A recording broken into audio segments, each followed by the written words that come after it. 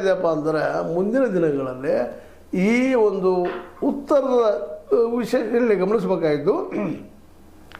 ದಕ್ಷಿಣ ರಾಜ್ಯಗಳಲ್ಲಿ ಅನೇಕ ಒಂದು ವೈಚಾರಿಕ ಒಂದು ಪ್ರಬುದ್ಧವಾದಂಥ ವಿಚಾರಗಳು ಬಂದದ್ದು. ಉದಾಹರಣೆಗೆ ಈಗ ನಮ್ಮ ಏನಪ್ಪ ತಮಿಳುನಾಡಿನಲ್ಲೇ ದ್ರವಿಡ ಒಕ್ಕೂಟ, ಅದರಲ್ಲೂ ವಿಶೇಷವಾಗಿ ಒಂದು ವೈಚಾರಿಕರು ವಿ ರಾಮಸ್ವಾಮಿ ಅಯ್ಯಂಗಾರ್ ಅನ್ನೋಂಥವ್ರಾಗಿರ್ಬೋದು, ಮತ್ತವರಾಗಿರ್ಬೋದು ಮೂಮೆಂಟ್ಗಳಾಗ್ತಾ ಇದ್ದಾವೆ ಇಲ್ಲೇ ದಕ್ಷಿಣದಲ್ಲೇ. ಕರ್ನಾಟಕದಲ್ಲೂ ಅದೇ ರೀತಿಯಾಗಿ ಬಸವಣ್ಣ ಆದಿಯಾಗಿ ಹಿಡ್ಕೊಂಡು ಕುವೆಂಪುವರೆಗೆ ವೈಚಾರವಾದಿಗಳು ಬಂದು ಹೋಗ್ತಾರೆ.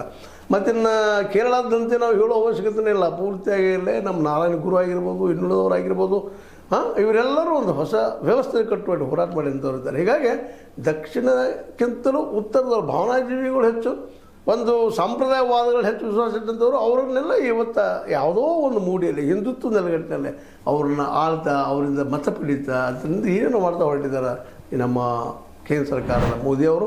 ಈ ನೆಲಗಟ್ಟಿನಲ್ಲಿ ಇವತ್ತು ಸಿದ್ದರಾಮಯ್ಯರಾಗಿರ್ಬೋದು, ರಾಹುಲ್ ಗಾಂಧಿಯವರಾಗಿರ್ಬೋದು, ಇವರೆಲ್ಲರೂ ಕೂಡಿಕೊಂಡು ವೈಚಾರಿಕ ನೆಲಗಟ್ಟಿನಲ್ಲೇ ಅವ್ರನ್ನ ವಿರೋಧಿಸುವಂಥ ಒಂದು ಒಕ್ಕೂಟವನ್ನು ತಯಾರು ಮಾಡುವಂಥದ್ದು ಮತ್ತು ದಿನದಿನಕ್ಕೆ ಅದು ಬಲಿಷ್ಠ ಆಗ್ತಾರೆ ಹೇಳೋದು. ಯಾಕಂದರೆ ಈ ತಿಕ್ಕಾಟ ಇನ್ನು ನಾವಿಲ್ಲಿ ಅಂಜುವಂಥದ್ದು ಏನಪ್ಪ ಅಂತಂದರೆ ಈ ಇಬ್ಬರ ಮಧ್ಯದ ತಿಕ್ಕಾಟ, ಕೇಂದ್ರ ಮತ್ತು ರಾಜ್ಯ ಸರ್ಕಾರದ ಮಧ್ಯದ ತಿಕ್ಕಾಟದಿಂದಾಗೆ ಉತ್ತರ ದಕ್ಷಿಣ ಸಪ್ರೇಟ್ ಅಂತ ದೇಶ ಆದಾವೇನು ಅನ್ನುವಂಥದ್ದು ಇದು ಭಾಳ ಗಮನಿಸಬೇಕಾಗಿದ್ದು, ಭಾಳ ಗಂಭೀರವಾದ ವಿಷಯ.